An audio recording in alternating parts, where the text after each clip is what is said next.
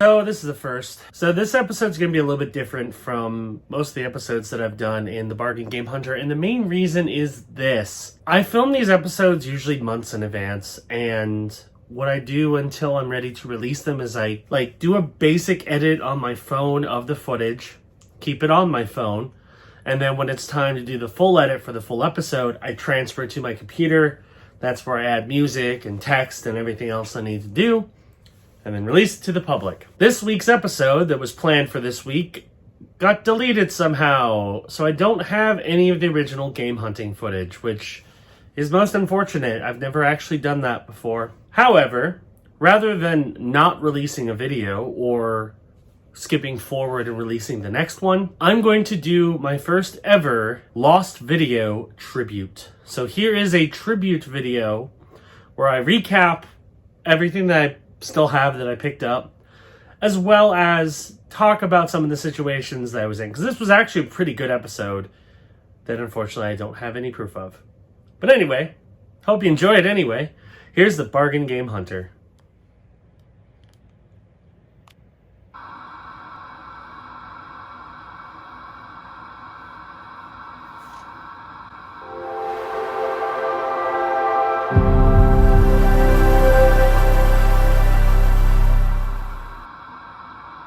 So my main focus for this week was I wanted to find a bunch of games that I could flip at Gamestop, because I had 2 brand new release games, as well as my controller that I had been waiting on for weeks, finally coming in.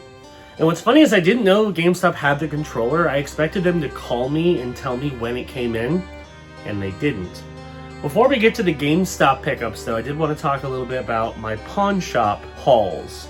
So I did go to several pawn shops, my usual places, and found a bunch of games to trade in, as well as a small handful of games I'm going to keep, or that I kept. So we're going to start off with Value Pawn, one of the Value Pawns. I believe this was the one on my way home from work is the Value Pawn I got these from. So it was a pretty decent sampling of games. This Value Pawn does me pretty well for the most part. They do look up prices, which is not ideal for the most part, but every now and again they'll cut me a deal. Lately, not during the time of this video's original recording back in early September, but now that pawn shop's actually cutting me some pretty solid deals. So I'm pretty happy to go back there and check out some of the stuff. But I ended up picking up a grand total of 5 games, and most of them, actually I think all of them, no, all but 2, I got to flip. I did keep 2 of them though. So, for starters, I picked up Star Wars Jedi Fallen Order. It's a game I picked up many, many times. This one was on the Xbox One. They originally wanted $3, which is I think the lowest price I've ever paid for that game. And it's worth about $9.10. Actually, that was the big thing with this haul, is for some reason, I guess they were just trying to get me out of there, but they flat priced everything. So I brought up a stack of 5 games, and they wanted $3 a piece, which is probably the best deal I've gotten from that pawn shop. So $3 a piece. So yeah, Jedi Fallen Order on Xbox One for $3, and I traded it in for $9.10 in credit. So nice triple up on that one. Pretty sweet. Next I got Street Fighter V on the PS4. I thought about keeping it, but Corey actually has a copy of it, and I don't think it's a game that we need 2 copies of it. So I traded it in. $3 for that one. It was worth $6.50 in trading credit, so not terrible. Next up we have Uncharted: The Lost Legacy, another game that I don't see very often. And what has been happening lately is my phone does not get great reception in that pawn shop for some reason, which is ideal for them because that means it makes it harder for people to look up prices. But it also sucks because I kind of have to go on a blind buy when it comes to picking up games in there. So this one I figured had at least a little bit of value, and turns out I was correct, especially for $3. I picked that one up for $3, and it was worth $7.80 in trade-in. Then I picked up these last 2, and one of them I plan on keeping the whole time. The other one, I wasn't sure if I was going to flip it or keep it. I ended up keeping it because I don't think GameStop takes it in trade-in, but I'm happy to have it. So the first one is on PS4. Actually, both of these are PS4. We have The Walking Dead: A New Frontier. I believe this is the season 4 of Walking Dead. So this is not quite the final season, but it's like the second to last season of the Telltale Walking Dead series, which I have seasons 1 and 2. I'm missing 3, and I think I'm missing the 5th season, which is the last one. But I have season 4 on disc. I figured, you know what? This is not a game I see very often in stores, but also for $3, absolutely, I'll pick it up and add it to the collection. Paid $3 for this, and it is worth $12. So solid pickup and solid add to the collection. Pretty happy. And then this one was one I was immediately excited for. So I saw the case for this game on the counter, and it's a game I've been wanting for a while, but didn't want to pick up for a particularly high price. So I walked in and I said, hey, is that game available? And sometimes when games are behind the counter, either it's they can't find the disc or there's something else wrong with it. Maybe it was just picked up and they can't put it out yet. But they were like, yeah, it's available. So I added it to my stack. Now, it's not for the platform I wanted, but I'll still take it considering it's a game I want, and it comes in a steelbook. The Crew 2 on PS4 in a steelbook. Steelbook's in great shape. The disc is in great shape. Very excited to add this to the collection. I've wanted the Crew 2 for a while, so to have a steelbook version and only paid $3 for it, absolute slam dunk. Eventually, if I can find the Xbox One version for cheaper, I'll probably swap the case out and trade in the PS4 copy. But right now, I mean, I'll gladly take the PS4 copy. Of course, $3 for this, and this is worth $14, so another solid addition. So our next stop was Cash America. Now, I always do pretty well at Cash America. They know me very well, and especially as of late, the nice thing is because I'm there so often, they kind of just skip the formalities and we're like, here, we're just going to give you our best offer right off the bat, and if you like it, great. So I usually don't even have to barter at all. They're just like, here's the price. As cheap as we'll go. Like, cool. Usually it's good enough. So here I picked up 3 games. All of them were $5 a piece, and I traded in one of them. And what they are will surprise you. So the game that I traded in was Forza Horizon 3 on the Xbox One. Forza Horizon games have some good value pretty much always, especially the Xbox One ones. And Forza Horizon 3 has been delisted, so you can't actually purchase that digitally anymore. Your only option if you want a Forza Horizon game at this point is to buy 4 digitally or physically, or wait until 5 comes out, which is very soon as of the time for this recording. So if you want 3, you have to just find a physical copy, which means the value is going to go up on the physical copies because that's the only way to get it. I paid $5 and it's worth $9.10 in trade-in, so not like a ton, but almost a double up, so I was pretty happy with that. Next up is a game that I don't see very often in pawn shops. I figured, you know what, I might as well pick it up. It looks interesting. I don't know much about it, but it looked interesting. Mutant Year Zero Road to Eden on the Xbox One.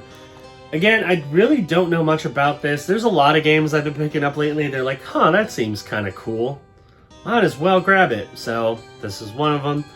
$5. I mean, might as well. Even if it's not great, it's worth at least playing for $5. And this one is worth $7. So this is one of the least valuable games I found. But hey, nice addition to the collection. And then this one shocked me because this game has some value. It's also not that old. I believe it's a 2021 release. 2020, okay. So it came out towards the end of last year. And this game has some value, and they sold it to me for $5, which is an absolute steal. Doom Eternal. Now I know this game is on Game Pass, but I have Doom 2016 physically. I wanted a physical copy of Doom Eternal. Obviously, when it comes to playing it, I can just play it on Game Pass, but I have a physical copy now. Very happy to add that to the collection, and it's complete. So, very happy to pick up Doom Eternal for that cheap. Very, very good deal. And then I have one more pawn shop that I went to before I went back to GameStop, and that was the other value pawn. And what's funny is there's kind of a trend going on here, because I not only found a game that's worth a good amount of trading credit for very cheap, but I also found a game that I already found and picked up again. So the first game was Doom Eternal again. I found a second copy of Doom Eternal. And this value pawn, the other one near Cash America, they do individually price their games. But I guess whoever was pricing them didn't price most of the new stuff very high. So the second copy of Doom Eternal was $8, which again is a steal. I ended up picking that up and traded it in for $15.60, so I almost doubled my money on that. Of course, the one that I kept, it's worth $20. if you're not trading into GameStop. But I traded one copy in for $15.60 and kept the copy that I paid $5 for. But it gets better, because I also found a game that was criminally underpriced, and even when I brought it up, the guy behind the counter was like, okay, I don't know why this was priced as low as it was, but of course I'm going to take advantage of it. Call of Duty Black Ops Cold War on the PS4? Xbox One. $8. Now this is lower than I've seen like some of the older Call of Duty's price, and that's, of course, if you don't know, Black Ops Cold War is the newest Call of Duty until Vanguard comes out in like a week. So to find that for $8 at a pawn shop is pretty good. Up until recently, because I have found that game again for even cheaper, $8 is the cheapest I've found Black Ops Cold War. But of course I was going to pick that up because I flipped it and turned $8 into $35.10 in trading credit. So I did pretty well. I got a lot of trading credit from that pawn shop haul, kept 4 games, and then I went to GameStop and I picked up all pretty new release games. One of them is a little bit older, but I'll explain that in a second. And this was done in a few different trips. I didn't do it all in just one trip, but I think I did pretty well considering. So the first game I picked up at GameStop was Little Nightmares 2 on the Xbox Series X. And the reason why I picked this up is it was on sale for $20 for some reason at GameStop for a new release copy. So this is a fairly new game. It's a 2021 release. I had a reward for $10, so I could get it for $10. And I also had leftover trading credit, so I paid nothing out of pocket for this, which is pretty spectacular. Everything that I picked up at GameStop was with trading credit, which is kind of what I do nowadays. I don't like to pay out of pocket if I can avoid it, so I paid essentially $10 in trading credit and a reward for this game. And it is worth $23, so pretty solid. It's worth more than what I paid, absolutely. I'm excited to play it. I have the first one, I believe, digitally on Games with Gold, and now I have a physical copy of Little Nightmares 2, so excited to try that out eventually. The next big release was a new release at the time, and that is Sonic Colors Ultimate on the Switch. Now I know this re-release has gotten kind of some mixed reviews. I wanted to pick up the Switch version just because I figured, you know, if I'm going to play Sonic games, I feel they feel more right at home on the Switch than other consoles. So I got the Switch version. I played a little bit of it. It plays fine. Of course, this is just the regular case. It came with a bigger box with like a Sonic keychain, but I just have the case. I didn't want to dig that out. So, Sonic Colors, I paid $40 in credit. It was worth $40 because it's a new release at the time. Next one! There was another release that I was excited to pick up, and this one I've also played, and it's really fun. WARIOWARE Get It Together on the Nintendo Switch. WARIOWARE is a great series. They're just a bunch of like little tiny crazy micro games you can pile up, see how many you can play at once. Of course, this one has some new interesting things, like you play as different characters.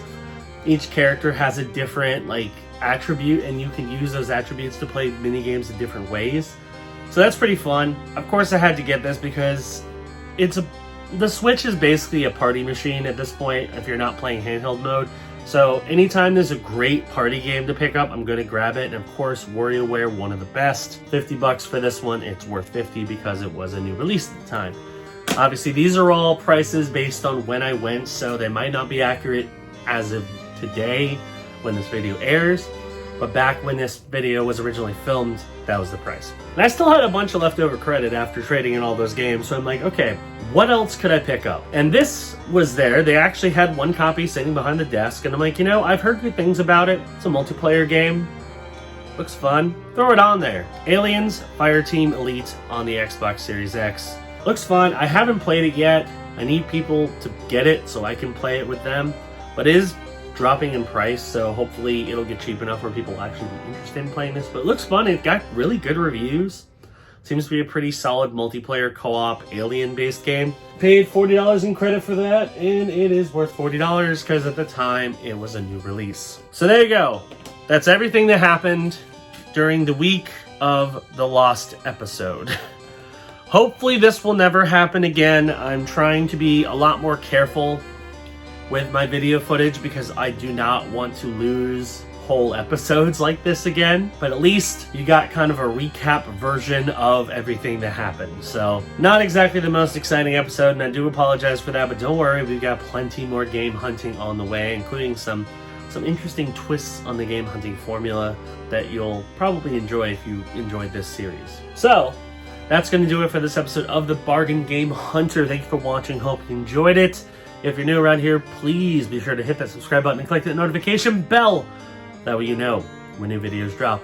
We are very close to 100 subscribers on this channel. I started this channel in, I believe, March of 2021, so it's a fairly new channel, and we're already almost at the 100 subscriber mark, which is big. So everybody, thank you for watching and thank you for joining in on this channel. If you want to see more gaming content, let me know in the comments below what kind of stuff you want to do. I actually have a whole series that I'm currently concepting that is essentially a guide series that's going to talk about all the different facets of game hunting. And I'm even going to attempt to reach out to some of my other favorite game hunting creators online to see if any of them would be interested in collabing on it. I think it's a really cool concept. So we'll see if anybody bites. Hopefully they do. But I'm going to start working on that hopefully before the end of the year, and maybe I can even get out the first episode by then. So we'll see. But that's something that will come down the line in the future. As well as I like to mix up a little bit more of the Bargain Game Hunter series. I plan on doing a couple of videos where I just talk about collections. Eventually I will do a whole collection tour. I just not quite ready for that yet. I'll get there. And yeah, more stuff coming from the Bargain Game Hunter and from BigCTV Plays. Anyway, thanks for watching, and I will see you next week on the Bargain Game Hunter.